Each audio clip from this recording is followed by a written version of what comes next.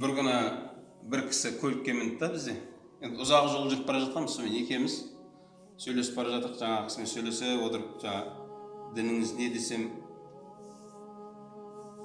дінім анау деп жатыр да. Ислам ба десем, дінім ислам дейді да. Ол не ол десем, қарасаңшы, біз өзіміздің әлі айтып жатқан нәрселерімізді білмейміз, әлі мен айтқым келген осы ғой. Жігіттер, біз адамның алдында жауап бере алмай жатырық та, ертең Алланың алдында қабірге барған кезде Алланың періштелері сұрайтын нәрселер: мән роббук, раббың кім, мәддину, дінің не, мән нәбию, пайғамбарың кім деп сұрайды ғой бізден.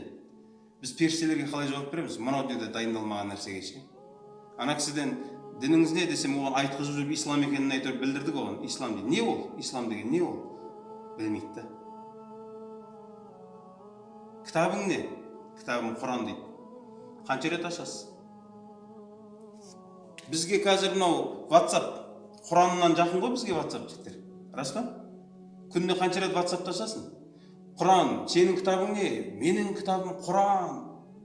Құран менің кітабым. Ішінде не бар? Білмеймін, бірақ меніңкі.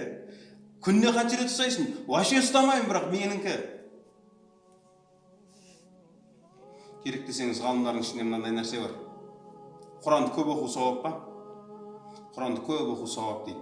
Сөйтсе ғалымдар айтады: жоқ, Құранды көп оқудан аз оқып, сол оқыған аяттарыңа ойлану сауабырақ дейді.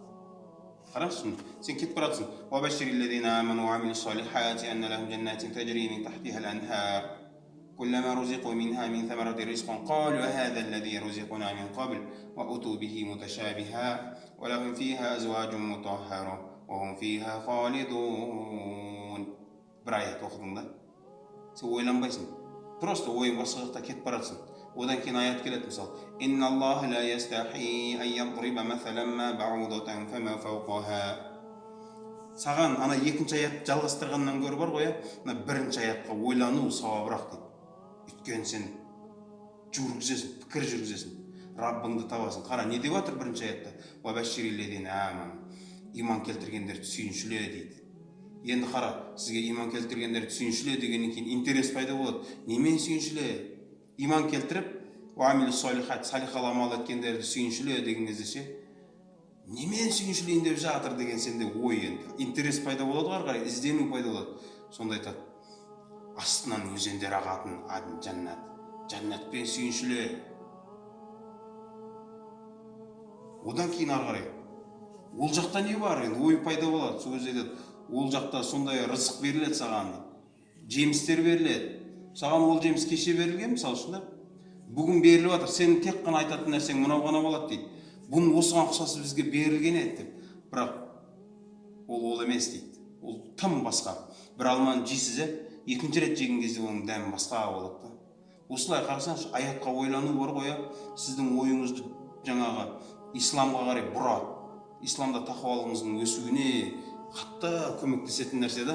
Біз дырылдатып Құран оқи береміз. И то Құран оқитындар, біз енді көп оқымаймыз ғой, ана көп оқитындар дырылдатып оқи береді да. Афала тақилун, ақылдарыңыз істетпейсіңдер ма? Бұлай ой жүгіртпейсіңдер ма деген нәрселер бар ғой. Біз ой жүгіртпейміз да. Бірақ біз айтамыз: менің кітабым Құран ғой дейді. Сол Құранды не дейді? Ғалымдар мынандай айтқан сөзі бар: Құран деген болмаса оқи алмасаң бар ғой, ең болмағанда дәретіңді ал да анда-санда алып парақта дейді. Парақта бетін ашып отырып, білмейсің сен оның ішінде не, бірақ менің кітабым ғой осы деп ше. WhatsApp-ыңды күніне деп тұрып қанша рет сипалайсың ананы. Азанмен тұра салып телефоныңды дейсің ғой өтірік па? Кімнен уақи келіп қапты деп айтады ғана бір ұстаз. Сол сияқты. Пайғамбарың кім десеше? Мұхаммед дейді, саллаллаху алейхи вассалам.